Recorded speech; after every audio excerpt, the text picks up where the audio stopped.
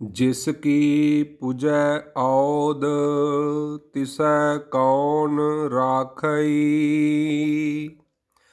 वैदक अनक उपाव कहाँ लौ भाखई। एको चेत गवार काज तेरै आवई। हरिहा बिन नावै तन छार ਬ੍ਰਿਥਾ ਸਭ ਜਾਵਈ। ਕੋਵਿਡ-19 ਜਾਂ ਕਰੋਨਾ ਵਾਇਰਸ ਨੂੰ ਲੈ ਕੇ ਅੱਜ ਸਾਰੇ ਸੰਸਾਰ ਦੇ ਵਿੱਚ ਇੱਕ ਭੈ ਦਾ, ਡਰ ਦਾ ਵਾਤਾਵਰਣ ਜੋ ਹੈ ਉਹ ਬਣਿਆ ਹੋਇਆ ਹੈ। ਹਰ ਮਨੁੱਖ ਅੱਜ ਭੈ ਭੀਤ ਹੈ, ਚਿੰਤਤ ਹੈ, ਡਰ ਦੇ ਵਿੱਚ ਹੈ। ਪਤਾ ਨਹੀਂ ਆਉਣ ਵਾਲਾ ਕੱਲ੍ਹ ਕਿਹੋ ਜਿਹਾ ਹੋਵੇਗਾ, ਆਉਣ ਵਾਲਾ ਸਮਾਂ ਕਿਹੋ ਜਿਹਾ ਹੋਵੇਗਾ। ਅੱਜ ਕਿਸੇ ਨੂੰ ਇਹਦੇ ਬਾਰੇ ਪਤਾ ਨਹੀਂ ਹੈ। ਮਨੁੱਖ ਨੇ ਸੋਚਿਆ ਨਹੀਂ ਸੀ ਕਿ ਜ਼ਿੰਦਗੀ ਦੇ ਵਿੱਚ ਕਦੇ ਇਹੋ ਜਿਹਾ ਦਿਨ ਵੀ ਵੇਖਣਾ ਪੈ ਸਕਦਾ ਹੈ। ਕੋਵਿਡ-19 ਦੀ ਵੈਕਸੀਨ ਜਾਂ ਦਵਾਈ ਨੂੰ ਲੈ ਕੇ ਕਈ ਪ੍ਰਕਾਰ ਦੀ ਖੋਜ ਜੋ ਹੈ ਉਹ ਸੰਸਾਰ ਪੱਧਰ 'ਤੇ ਚੱਲ ਰਹੀ ਹੈ। ਕਈ ਦੇਸ਼ ਦਾਅਵਾ ਕਰ ਰਹੇ ਨੇ ਕਿ ਉਹ ਕੋਵਿਡ-19 ਦੀ ਵੈਕਸੀਨ ਜੋ ਹੈ ਬੜੀ ਛੇਤੀ ਬਣਾ ਲੈਣਗੇ। ਰਾਮਦੇਵ ਵਰਗਿਆਂ ਨੇ ਦਾਅਵੇ ਵੀ ਕੀਤੇ। ਹੋਰ ਰਸ਼ੀਆ ਵਰਗੇ ਦੇਸ਼ ਦਾਅਵੇ ਕਰ ਰਹੇ ਹਨ ਕਿ ਉਹ ਬੜੇ ਨਜ਼ਦੀਕ ਹਨ ਕੋਵਿਡ-19 ਦੀ ਵੈਕਸੀਨ ਬਣਾਉਣ ਦੇ ਵਿੱਚ।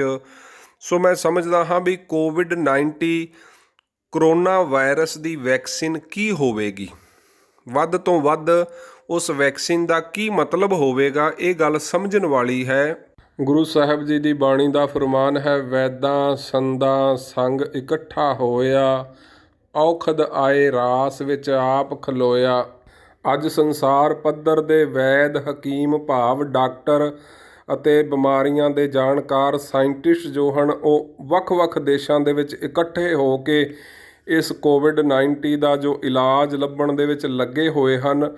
ਪਰ ਗੁਰੂ ਸਾਹਿਬ ਕਹਿੰਦੇ ਜਦੋਂ ਤੱਕ ਉਹ ਪਰਮਾਤਮਾ ਕਿਰਪਾ ਨਹੀਂ ਕਰਦਾ ਉਦੋਂ ਤੱਕ ਸਾਹਮਣੇ ਪਈ ਹੋਈ ਚੀਜ਼ ਵੀ ਜੋ ਹੈ ਉਹ ਨਜ਼ਰ ਨਹੀਂ ਆਉਂਦੀ। ਇਸ ਕਰਕੇ ਇਹ ਕੋਸ਼ਿਸ਼ਾਂ ਹੋ ਰਹੀਆਂ ਹਨ, ਪਰ ਦਵਾਈ ਜੋ ਹੈ ਉਹ ਸੰਸਾਰ ਦੇ ਵਿੱਚ ਮੌਜੂਦ ਹੈ, ਲੇਕਿਨ ਅੱਜ ਸੰਸਾਰ ਦੀ ਪਕੜ ਵਿੱਚ ਨਹੀਂ ਹੈ। ਬਸ ਇਹ ਗੱਲ ਸਮਝਣ ਵਾਲੀ ਹੈ, ਕਿਉਂਕਿ ਆਵਣ ਜਾਣ ਇੱਕ ਖੇਲ ਬਣਾਇਆ, ਆਗਿਆਕਾਰੀ ਕੀਨੀ ਮਾਇਆ। ਇਹ ਸਭ ਪਰਮਾਤਮਾ ਦਾ ਖੇਡ ਚੱਲ ਰਿਹਾ ਹੈ।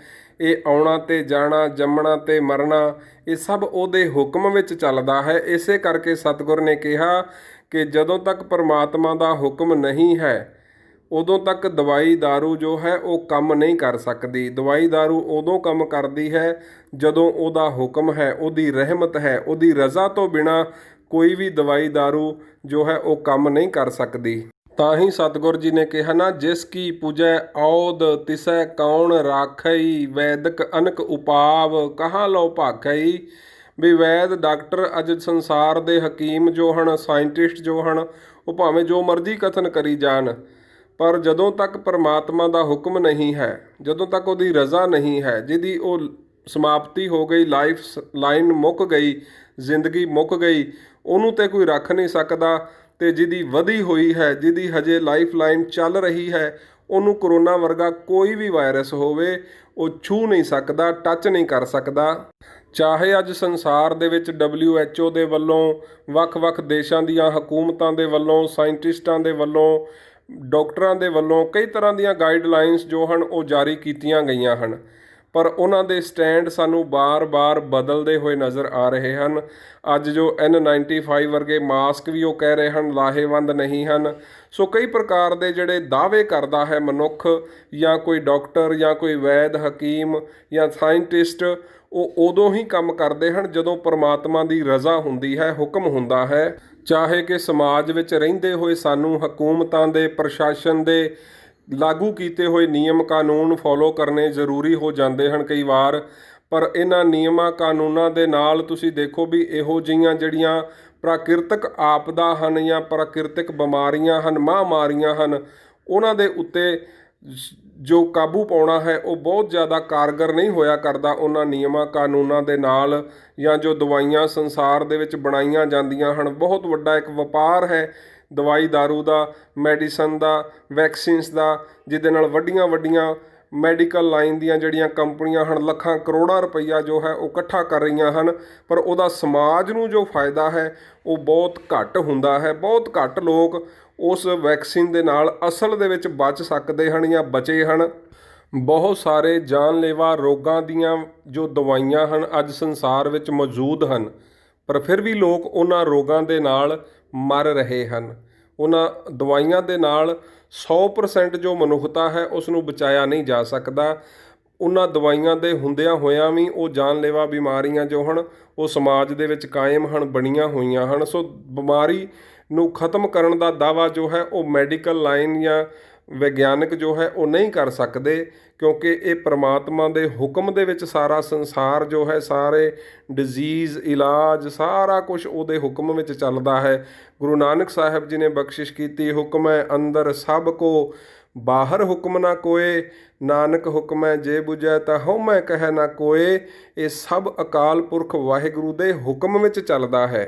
ਅਤੇ ਬਹੁਤ ਸਾਰੀਆਂ ਜਾਨਲੇਵਾ ਬਿਮਾਰੀਆਂ ਦੀਆਂ ਜੋ ਦਵਾਈਆਂ ਹਨ ਉਹਨਾਂ ਦੇ ਉੱਤੇ ਵੀ ਕਈ ਵਾਰੀ ਸਵਾਲ ਖੜੇ ਹੋ ਜਾਂਦੇ ਹਨ ਵੀ ਉਹ ਅਸਲ ਦੇ ਵਿੱਚ ਉਸ ਰੋਗ ਦਾ ਇਲਾਜ ਹੈ ਹੀ ਨਹੀਂ। ਉਹ ਫੇਕ ਮੈਡੀਸਨ ਹੁੰਦੀਆਂ ਹਨ ਜਿਹੜੀਆਂ ਸਿਰਫ ਮਨੁੱਖ ਦੇ ਫੇਥ ਦੇ ਉੱਤੇ ਕੰਮ ਕਰਦੀਆਂ ਹਨ, ਪਰ ਉਹਨਾਂ ਦਵਾਈਆਂ ਦੇ ਕਰਕੇ ਜੋ ਮੈਡੀਕਲ ਲਾਈਨ ਦੇ ਜੋ ਕਾਰੋਬਾਰੀ ਕੋਆਪਰੇਟਿਵ ਜੋ ਲੋਕ ਹਨ, ਕਾਰਪੋਰੇਟਰ ਹਨ, ਉਹ ਲੱਖਾਂ ਕਰੋੜਾਂ ਰੁਪਈਆ ਇਕੱਠਾ ਕਰ ਰਹੇ ਹਨ, ਪਰ ਉਹਨਾਂ ਦਵਾਈਆਂ ਦੇ ਉੱਤੇ ਵੀ ਸਵਾਲੀਆ ਚਿੰਨ੍ਹ ਲੱਗਦੇ ਹਨ। ਅਸਲ ਦੇ ਵਿੱਚ ਕਈ ਰੋਗ ਐਸੇ ਜਿਨ੍ਹਾਂ ਦੀਆਂ ਦਵਾਈਆਂ ਅੱਜ ਨਕਾਰਾ ਸਾਬਤ ਹੋ ਗਈਆਂ ਵੀ ਉਹ ਅਸਲ ਵਿੱਚ ਉਹ ਦਵਾਈ ਹੈ ਹੀ ਨਹੀਂ ਸੀ, ਉਹ ਸਿਰਫ ਅਤੇ ਸਿਰਫ ਮਨੁੱਖ ਦੇ ਫੇਥ ਦੇ ਉੱਤੇ ਕੰਮ ਕਰ ਰਹੀ ਸੀ। ਸੋ ਇਸ ਸਾਰੀ ਵਿਚਾਰ ਦਾ ਜੋ ਤੱਤ ਭਾਵ ਹੈ ਉਹ ਕੀ ਹੈ? ਉਹ ਤੱਤ ਭਾਵ ਇਹ ਹੈ ਵੀ ਇਸ ਕੋਵਿਡ-19 ਦੀ ਵੀ ਜੋ ਵੈਕਸੀਨ ਆਵੇਗੀ ਬਾਜ਼ਾਰ ਦੇ ਵਿੱਚ, ਚਾਹੇ ਕੋਈ ਵੀ ਦੇਸ਼ ਉਸ ਨੂੰ ਲਾਗੂ ਕਰੇ, ਲੈ ਕੇ ਆਵੇ, ਉਹਦਾ ਆਧਾਰ ਦੋ ਹੀ ਚੀਜ਼ਾਂ ਹੋਣਗੀਆਂ। ਇੱਕ ਤੇ ਮਨੁੱਖ ਦੀ ਇਮਿਊਨਿਟੀ ਪਾਵਰ ਨੂੰ ਸਟਰੋਂਗ ਕਰਨਾ, ਕਿਉਂਕਿ ਕੋਈ ਵੀ ਵਾਇਰਸ ਜਿਹੜਾ ਹੈ ਉਸ ਦੇ ਨਾਲ ਅਗਰ ਕੋਈ ਚੀਜ਼ ਲੜ ਸਕਦੀ ਹੈ ਤੇ ਉਹ ਹੈ ਮਨੁੱਖ ਦੀ ਇਮਿਊਨਿਟੀ ਪਾਵਰ। ਕੋਈ ਵੀ ਮੈਡੀਸਨ, ਵੈਕਸੀਨ ਡਾਇਰੈਕਟ ਜੋ ਹੈ ਉਹ ਕਿਸੇ ਵੀ ਵਾਇਰਸ ਨੂੰ ਖਤਮ ਨਹੀਂ ਕਰ ਸਕਦੀ। ਮਨੁੱਖ ਦੀ ਇਮਿਊਨਿਟੀ ਪਾਵਰ ਹੀ ਉਸ ਨੂੰ 100% ਖਤਮ ਕਰਦੀ ਹੈ। ਹੋਰ ਕੋਈ ਵੈਕਸੀਨ, ਕੋਈ ਦਵਾਈ ਉਸ ਨੂੰ ਖਤਮ ਨਾ ਕਰ ਸਕੀ ਹੈ, ਨਾ ਕਰ ਸਕੇਗੀ। ਸੋ ਇਸ ਪ੍ਰਕਾਰ ਇੱਕ ਤੇ ਮਨੁੱਖ ਦੀ ਇਮਿਊਨਿਟੀ ਪਾਵਰ ਤੇ ਦੂਸਰਾ ਉਸ ਦਾ ਫੇਥ, ਇਹ ਦੋ ਚੀਜ਼ਾਂ ਹੀ ਉਸ ਨੂੰ ਰੋਗ ਤੋਂ ਜਾਂ ਕਿਸੇ ਵੀ ਰੋਗ ਤੋਂ, ਕਿਸੇ ਵੀ ਵਾਇਰਸ ਤੋਂ ਬਚਾ ਕੇ ਰੱਖ ਸਕਦੀਆਂ ਹਨ। ਤੇ ਇਸ ਇਮਿਊਨਿਟੀ ਪਾਵਰ ਨੂੰ ਸਟਰੋਂਗ ਰੱਖਣ ਦੇ ਵਾਸਤੇ ਸਾਡੇ ਕੋਲ, ਸਾਡੇ ਘਰ ਦੇ ਵਿੱਚ ਬਹੁਤ ਸਾਰੇ ਐਸੇ ਇਲਾਜ ਹਨ, ਹੱਲ ਹਨ, ਜਿਹਦੇ ਨਾਲ ਅਸੀਂ ਕੋਵਿਡ-19 ਵਰਗੇ ਕਈ ਪ੍ਰਕਾਰ ਦੇ ਵਾਇਰਸਾਂ ਤੋਂ ਬਚ ਸਕਦੇ ਹਾਂ, ਆਪਣੇ ਆਪ ਨੂੰ ਸੁਰੱਖਿਅਤ ਰੱਖ ਸਕਦੇ ਹਾਂ। ਸਭ ਤੋਂ ਪਹਿਲਾ ਹੱਲ ਸਾਨੂੰ ਸਾਡੇ ਗੁਰੂ ਸਾਹਿਬਾਨ ਨੇ, ਵੱਡੇ ਵਡੇਰਿਆਂ ਨੇ ਜੋ ਬਖਸ਼ਿਆ ਹੈ ਉਹ ਇਹ ਹੈ ਕਿ ਸਕਾਰਾਤਮਕ ਸੋਚ ਰੱਖਣੀ, ਚੰਗੀ ਸੋਚ ਰੱਖਣੀ ਆਪਣੇ ਜ਼ਿਹਨ ਦੇ ਵਿੱਚ ਵੀ ਸਾਨੂੰ ਕਈ ਪ੍ਰਕਾਰ ਦੇ ਰੋਗਾਂ ਤੋਂ ਬਚਾ ਕੇ ਰੱਖਦੀ ਹੈ। ਮਾੜਾ ਸੋਚਣਾ, ਨੈਗੇਟਿਵ ਸੋਚਣਾ, ਨਕਾਰਾਤਮਕ ਸੋਚ ਵੀ ਸਾਡੇ ਸਰੀਰ ਵਿੱਚ ਕਈ ਪ੍ਰਕਾਰ ਦੇ ਰੋਗਾਂ ਨੂੰ ਸੱਦਾ ਦਿੰਦੀ ਹੈ। ਸੋ ਸਭ ਤੋਂ ਪਹਿਲਾਂ ਸਾਨੂੰ ਆਪਣੀ ਸੋਚ ਨੂੰ ਪੋਜ਼ਿਟਿਵ ਰੱਖਣਾ, ਸਕਾਰਾਤਮਕ ਰੱਖਣਾ ਆਪਣੇ ਜੀਵਨ ਦੇ ਵਿੱਚ, ਤਾਂ ਜੀਵਨ ਸਿਰਫ ਇਸ ਮਾਹੌਲ ਦੇ ਵਿੱਚ ਨਹੀਂ, ਤਾਂ ਜੀਵਨ, ਸਮੁੱਚਾ ਜੀਵਨ ਸਾਡੀ ਸੋਚ ਸਕਾਰਾਤਮਕ ਹੋਵੇ ਹਰ ਪਹਿਲੂ ਦੇ ਉੱਤੇ, ਤੇ ਤੁਸੀਂ ਦੇਖੋਗੇ ਤੁਹਾਡੇ ਅੰਦਰ ਇੱਕ ਵਿਲ ਪਾਵਰ, ਇੱਕ ਐਸੀ ਤਾਕਤ ਕੰਮ ਕਰੇਗੀ ਜੋ ਤੁਹਾਨੂੰ ਹਰ ਮੁਸ਼ਕਲ ਦੇ ਵਿੱਚੋਂ ਬਾਹਰ ਕੱਢਣ ਦੀ ਸਮਰੱਥਾ ਰੱਖਦੀ ਹੈ। ਦੂਸਰਾ ਜੋ ਕਦਮ ਹੈ, ਦੂਸਰਾ ਜੋ ਸਾਧਨ ਹੈ, ਹੱਲ ਹੈ, ਉਹ ਹੈ ਸਰੀਰ ਦੀ ਤੰਦਰੁਸਤੀ ਦੇ ਵਾਸਤੇ ਐਕਸਰਸਾਈਜ਼ ਕਰਨੀ, ਕਸਰਤ ਕਰਨੀ। ਕਿਸੇ ਵੀ ਤਰੀਕੇ ਦੇ ਨਾਲ ਆਪਣੇ ਸਰੀਰ ਨੂੰ ਤੰਦਰੁਸਤ ਰੱਖਣ ਦੇ ਵਾਸਤੇ ਜਦੋਂ ਅਸੀਂ ਐਕਸਰਸਾਈਜ਼ ਕਰਦੇ ਹਾਂ ਤੇ ਸਾਡੀ ਸਰੀਰ ਦਾ, ਸਿਰ ਦੇ ਵਾਲਾਂ ਤੋਂ ਲੈ ਕੇ ਪੈਰ ਦੇ ਅੰਗੂਠੇ ਤੱਕ ਦੇ ਜੋ ਬੋਡੀ ਸੈਲਸ ਹਨ ਉਹ ਸਾਰੇ ਦੇ ਸਾਰੇ ਸਵਸਥ ਹੋ ਜਾਂਦੇ ਹਨ। ਉਹਨਾਂ ਸਾਰਿਆਂ ਦੇ ਵਿੱਚ ਇੱਕ ਪੋਜ਼ਿਟਿਵ ਵਾਈਬ੍ਰੇਸ਼ਨ ਦਾ ਪ੍ਰਵਾਹ ਚੱਲਦਾ ਹੈ। ਸਾਡਾ ਖੂਨ, ਸਾਡਾ ਬਲੱਡ, ਹਾਰਟ, ਸਾਡੇ ਜੋ ਲੰਗਸ ਹਨ ਉਹ ਪ੍ਰੋਪਰ ਕੰਮ ਕਰਦੇ ਹਨ। ਸੋ ਐਕਸਰਸਾਈਜ਼ ਕਰਨੀ, व्यायाम करना, कसरत करनी, ये मनुखी जीवन ਦੇ ਵਿੱਚ ਅੱਜ ਦੇ ਟਾਈਮ ਬਹੁਤ ਜ਼ਰੂਰੀ ਹੋ ਚੁੱਕਾ ਹੈ। ਸਾਨੂੰ ਸਾਰਿਆਂ ਨੂੰ ਇਸ ਵੱਲ ਧਿਆਨ ਰੱਖਣਾ ਚਾਹੀਦਾ ਹੈ। ਤੇ ਤੀਸਰਾ ਹੈ ਆਪਣੇ ਭੋਜਨ ਨੂੰ ਸਾਤਵਕ ਰੱਖਣਾ। ਅਸੀਂ ਖਾਣ ਦੇ ਵਾਸਤੇ ਨਾ ਜੀਂਦੇ ਰਹੀਏ, ਅਸੀਂ ਜਿਉਣ ਵਾਸਤੇ ਖਾਈਏ। ਉਹ ਖਾਈਏ ਜਿਹਦੇ ਨਾਲ ਸਾਨੂੰ ਜੀਵਨ ਦੇ ਵਿੱਚ ਨਵੀਂ એનર્ਜੀ, ਨਵਾਂ ਉਤਸ਼ਾਹ ਪ੍ਰਾਪਤ ਹੋਵੇ। ਸਵਾਦ ਵਾਸਤੇ ਨਾ ਖਾਈਏ ਜੋ ਅੱਗੇ ਚੱਲ ਕੇ ਰੋਗ ਦਾ ਕਾਰਨ ਬਣਦਾ ਹੈ। ਇਸੇ ਕਰਕੇ ਸਤਿਗੁਰੂ ਜੀ ਨੇ ਕਿਹਾ, ਹੋਰ ਖਾਣਾ ਖੁਸ਼ੀ ਖੁਆਰ, ਜਿਤ ਖਾਧੈ ਤਨ ਪੀੜੀਐ, ਮਨ ਮਹਿ ਚੱਲੈ ਵਿਕਾਰ। ਇਹ ਸਾਡੇ ਹੱਥ ਵਿੱਚ ਹੈ ਵੀ ਪਹਿਲਾਂ ਸ਼ੂਗਰ ਖਾਓ, ਫਿਰ ਸ਼ੂਗਰ ਦੀ ਦਵਾਈ ਖਾਓ। ਜਾਂ ਤਾਂ ਇਹੋ ਜਿਹਾ ਜੀਵਨ ਤੁਸੀਂ ਜੀ ਸਕਦੇ ਹੋ, ਜਾਂ ਤੁਸੀਂ ਰੋਗ ਮੁਕਤ ਜੀਵਨ ਜਿਉਣ ਦੇ ਵਾਸਤੇ ਆਪਣੇ ਆਪ ਨੂੰ ਮੇਨਟੇਨ ਕਰਕੇ ਸੰਭਾਲ ਕੇ ਰੱਖ ਸਕਦੇ ਹੋ। ਇਹ ਮਨੁੱਖ ਦੇ ਹੱਥ ਵਿੱਚ ਹੈ। ਸੋ ਚੱਲ ਰਹੇ ਹਾਲਾਤਾਂ ਨੂੰ ਦੇਖਦੇ ਹੋਏ ਮੇਰੇ ਮਨ ਵਿੱਚ ਇਹ ਵਿਚਾਰ ਆਇਆ ਵੀ ਆਪ ਸਾਰਿਆਂ ਦੇ ਨਾਲ ਆਪਣੇ ਵਿਚਾਰਾਂ ਨੂੰ ਸਾਂਝਾ ਕਰਾਂ, ਕਿਉਂਕਿ ਅੱਜ ਹਰ ਦੇਸ਼ ਵੈਕਸੀਨ ਦੀ ਖੋਜ ਵਿੱਚ ਲੱਗਾ ਹੋਇਆ ਹੈ। ਅਗਰ ਇੱਕ ਦੇਸ਼ ਵੈਕਸੀਨ ਦੀ ਖੋਜ ਦਾ ਦਾਅਵਾ ਕਰਦਾ ਹੈ ਤੇ ਦੂਸਰੇ ਦੇਸ਼ ਉਹਦੀ ਵੈਕਸੀਨ ਦੇ ਉੱਤੇ ਸਵਾਲੀਆ ਨਿਸ਼ਾਨ ਲਗਾ ਦਿੰਦੇ ਹਨ। ਹੋ ਸਕਦਾ ਹੈ ਕੱਲ੍ਹ ਨੂੰ ਕਿਸੇ ਤਾਕਤਵਰ ਦੇਸ਼ ਦੀ ਵੈਕਸੀਨ ਕਮਜ਼ੋਰ ਦੇਸ਼ਾਂ ਨੂੰ ਪ੍ਰਵਾਨ ਕਰਨੀ ਪੈ ਜਾਏ। ਸੋ ਇਸ ਗੱਲ ਦਾ ਬਹੁਤ ਵੱਡਾ ਇੱਕ ਖਤਰਾ ਹੈ ਕਿ ਇਹ ਜੋ ਵੈਕਸੀਨ ਵਾਇਰਸ ਦੇ ਉੱਤੇ ਕਿਸੇ ਵੀ ਦੇਸ਼ ਵੱਲੋਂ, ਕਿਸੇ ਵੀ ਮਨੁੱਖਤਾ ਦੇ ਉੱਤੇ, ਕਿਸੇ ਦੇਸ਼ ਦੇ ਲੋਕਾਂ ਦੇ ਉੱਤੇ ਜਦੋਂ ਲਾਈ ਜਾਏਗੀ ਤੇ ਇਹਦਾ ਆਉਣ ਵਾਲੇ ਸਮੇਂ ਦੇ ਵਿੱਚ ਜਾਂ ਆਉਣ ਵਾਲੀਆਂ ਪੀੜ੍ਹੀਆਂ ਦੇ ਉੱਤੇ ਕੀ ਪ੍ਰਭਾਵ ਪੈਂਦਾ ਹੈ, ਮਨੁੱਖੀ ਸੁਭਾਅ ਦੇ ਵਿੱਚ, ਮਨੁੱਖੀ ਬਣਤਰ ਦੇ ਵਿੱਚ ਕਈ ਤਰ੍ਹਾਂ ਦੇ ਬਦਲਾਵ ਜੋ ਹਨ ਉਹ ਆਉਣੇ ਸੁਭਾਵਿਕ ਹਨ। ਕਿਉਂਕਿ ਇਹ ਜੋ ਵਾਇਰਸ ਦੇ ਉੱਤੇ ਵੈਕਸੀਨ ਕੰਮ ਕਰਦੀ ਹੈ, ਇਹ ਮਨੁੱਖ ਦੀ ਜੈਨੇਟਿਕ ਸੰਰਚਨਾ ਨੂੰ ਵੀ ਬਦਲਣ ਦੀ ਸਮਰੱਥਾ ਰੱਖਦੀ ਹੈ। ਮਨੁੱਖ ਦੇ ਅੰਦਰ ਕਈ ਤਰ੍ਹਾਂ ਦੇ ਚੰਗੇ ਤੇ ਮਾੜੇ ਪ੍ਰਭਾਵ ਇਹਦੇ ਪੈਣੇ ਸੁਭਾਵਿਕ ਹਨ। ਸੋ ਮਨੁੱਖ ਨੂੰ ਚਾਹੀਦਾ ਹੈ ਵੀ ਕੁਦਰਤ ਦੇ ਉੱਤੇ ਡਿਪੈਂਡ ਹੋ ਕੇ, ਪਰਮਾਤਮਾ ਦੇ ਉੱਤੇ ਡਿਪੈਂਡ ਹੋ ਕੇ ਆਪਣੀ ਜ਼ਿੰਦਗੀ ਨੂੰ ਜੀਉਣ ਦਾ ਯਤਨ ਕਰੀਏ, ਤਾਂ ਕਿ ਮਨੁੱਖਤਾ ਥੋੜ੍ਹਾ ਹੋਰ ਲੰਮਾ ਸਮਾਂ ਸਰਵਾਈਵ ਕਰ ਸਕੇ। ਅਗਰ ਅਸੀਂ ਇਹੋ ਜਿਹੇ ਵੈਕਸੀਨ ਦੇ ਉੱਤੇ ਡਿਪੈਂਡ ਹੋ ਗਏ ਤੇ ਮੈਂ ਸਮਝਦਾ ਹਾਂ ਵੀ ਬਹੁਤ ਛੇਤੀ ਮਨੁੱਖਤਾ ਜੋ ਹੈ ਉਹ ਆਪਣੇ ਅੰਤ ਦੇ ਵਿੱਚ ਚਲੀ ਜਾਏਗੀ, ਆਪਣੇ ਅੰਤ ਦੇ ਵੱਲ ਨੂੰ ਚਲੀ ਜਾਏਗੀ। ਸੋ ਸਾਨੂੰ ਇਹੋ ਜਿਹੀਆਂ ਵੈਕਸੀਨ ਦੇ ਉੱਤੇ ਡਿਪੈਂਡ ਹੋਣ ਤੋਂ ਚੰਗਾ ਹੈ ਵੀ ਜੋ ਕੁਦਰਤ ਨੇ ਸਾਨੂੰ ਦਾਤ ਬਖਸ਼ੀ ਹੈ, ਜੋ ਕੁਦਰਤ ਨੇ ਸਾਨੂੰ ਤਰੀਕਾ ਬਖਸ਼ਿਆ ਹੈ, ਖਾਣ ਪਾਣ ਬਖਸ਼ਿਆ ਹੈ, ਅਸੀਂ ਉਹੋ ਜਿਹਾ ਜੀਵਨ ਆਪਣਾ ਬਣਾਈਏ। ਅਸੀਂ ਉਸ ਤਰੀਕੇ ਦੇ ਨਾਲ ਆਪਣੀ ਜੀਵਨ ਜਾਂਚ ਰੱਖੀਏ ਜੋ ਸਾਨੂੰ ਸਾਡੇ ਗੁਰੂ ਸਾਹਿਬਾਨ ਨੇ, ਵੱਡਿਆਂ ਵਡੇਰਿਆਂ ਨੇ ਬਖਸ਼ਿਸ਼ ਕੀਤੀ ਹੈ, ਤਾਂ ਕਿ ਇਹੋ ਜਿਹੇ ਵਾਇਰਸਾਂ ਤੋਂ, ਰੋਗਾਂ ਤੋਂ ਤੇ ਫਿਰ ਇਹੋ ਜਿਹੀਆਂ ਨਕਲੀ ਵੈਕਸੀਨਸ ਤੋਂ, ਦਵਾਈਆਂ ਤੋਂ, ਫੇਕ ਮੈਡੀਸਨਸ ਤੋਂ ਵੀ ਅਸੀਂ ਆਪਣੀ ਰੱਖਿਆ ਕਰ ਸਕਦੇ ਹਾਂ।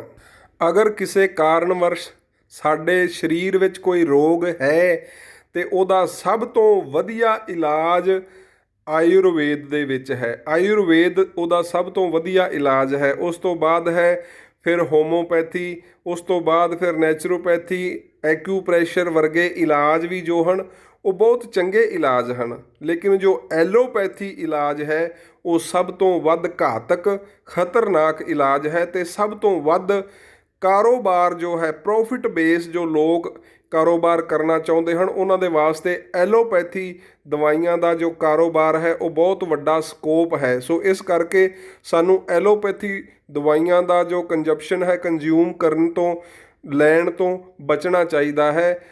ਪਹਿਲੀ ਗੱਲ, ਸੋਚ ਸਕਾਰਾਤਮਕ ਰੱਖੋ, ਖਾਣ ਪਾਣ ਸਹੀ ਰੱਖੋ, ਐਕਸਰਸਾਈਜ਼ ਕਰੋ, ਤਾਂ ਕਿ ਕਿਸੇ ਪ੍ਰਕਾਰ ਦੀ ਕੋਈ ਦਵਾਈ ਲੈਣੀ ਹੀ ਨਾ ਪਵੇ। ਅਗਰ ਲੈਣੀ ਪੈਂਦੀ ਹੈ ਤੇ ਸਭ ਤੋਂ ਪਹਿਲਾਂ ਆਯੁਰਵੇਦ ਨੂੰ ਟਰਾਈ ਕਰੋ, ਹੋਮੋਪੈਥੀ ਨੂੰ ਟਰਾਈ ਕਰੋ, ਨੈਚੁਰੋਪੈਥੀ ਨੂੰ ਟਰਾਈ ਕਰੋ, ਐਕਿਊਪ੍ਰੈਸ਼ਰ ਟਰਾਈ ਕਰੋ, ਪਰ ਕਦੇ ਵੀ ਜ਼ਿਆਦਾ ਐਲੋਪੈਥੀ ਨੂੰ ਟਰਾਈ ਨਾ ਕਰੋ। ਐਲੋਪੈਥੀ ਦਵਾਈਆਂ ਤੋਂ ਜਿੰਨਾ ਵੀ ਹੋ ਸਕਦਾ ਹੈ ਬਚੋ, ਕਿਉਂਕਿ ਐਲੋਪੈਥੀ ਇਲਾਜ ਹੈ ਹੀ ਨਹੀਂ। ਇਹ ਬਿਮਾਰੀ ਨੂੰ ਖਤਮ ਨਹੀਂ ਕਰਦੀ, ਦਬਾ ਦਿੰਦੀ ਹੈ, ਜਿਹਦੇ ਨਾਲ ਸਾਡੇ ਸਰੀਰ ਵਿੱਚ ਹੋਰ ਕਈ ਰੋਗ ਜਿਹੜੇ ਹਨ ਉਹ ਪੈਦਾ ਹੋ ਜਾਂਦੇ ਹਨ। ਸੋ ਇਸ ਕਰਕੇ ਸਾਨੂੰ ਕੁਦਰਤੀ ਤਰੀਕਿਆਂ ਦੇ ਨਾਲ, ਆਪਣੇ ਵੱਡੇ ਵਡੇਰਿਆਂ, ਗੁਰੂ ਸਾਹਿਬਾਨ ਦੇ ਦੱਸੇ ਹੋਏ ਤਰੀਕਿਆਂ ਅਨੁਸਾਰ ਹੀ ਜੀਵਨ ਜਿਉਂ ਕੇ ਤੇ ਜੀਵਨ ਆਨੰਦ ਨੂੰ ਮਾਣਨ ਦੀ ਲੋੜ ਹੈ। ਇਹੋ ਜਿਹੇ ਵਾਇਰਸ ਮਨੁੱਖ ਦਾ ਕੁਛ ਨਹੀਂ ਵਿਗਾੜ ਸਕਦੇ ਅਗਰ ਮਨੁੱਖ ਆਪਣਾ ਜੀਵਨ ਕੁਦਰਤੀ ਤੌਰ 'ਤੇ ਜਿਉਂਦਾ ਹੈ, ਸਾਤਵਿਕ ਭੋਜਨ ਕਰਦਾ ਹੈ, ਸਹੀ ਵਿਚਾਰ ਮਨ ਵਿੱਚ ਰੱਖਦਾ ਹੈ। ਤੇ ਮੈਂ ਸਮਝਦਾ ਹਾਂ ਵੀ ਇਹਨਾਂ ਬਿਮਾਰੀਆਂ ਨੂੰ ਅਸੀਂ ਸੰਸਾਰ 'ਚੋਂ ਕੱਢ ਸਕਦੇ ਹਾਂ, ਰੋਕ ਸਕਦੇ ਹਾਂ, ਆਪਣਾ ਬਚਾਅ ਕਰ ਸਕਦੇ ਹਾਂ। ਅਗਰ ਵਿਚਾਰਾਂ ਨਾਲ ਸਹਿਮਤ ਹੋ, YouTube ਤੇ ਵੀਡੀਓ ਦੇਖ ਰਹੇ ਹੋ ਤਾਂ ਚੈਨਲ ਨੂੰ ਸਬਸਕ੍ਰਾਈਬ ਜ਼ਰੂਰ ਕਰ ਦਿਓ। Facebook ਤੇ ਦੇਖ ਰਹੇ ਹੋ ਤਾਂ ਸ਼ੇਅਰ ਕਰ ਦਿਓ ਤਾਂ ਕਿ ਕਿਸੇ ਹੋਰ ਦਾ ਵੀ ਭਲਾ ਹੋ ਸਕੇ।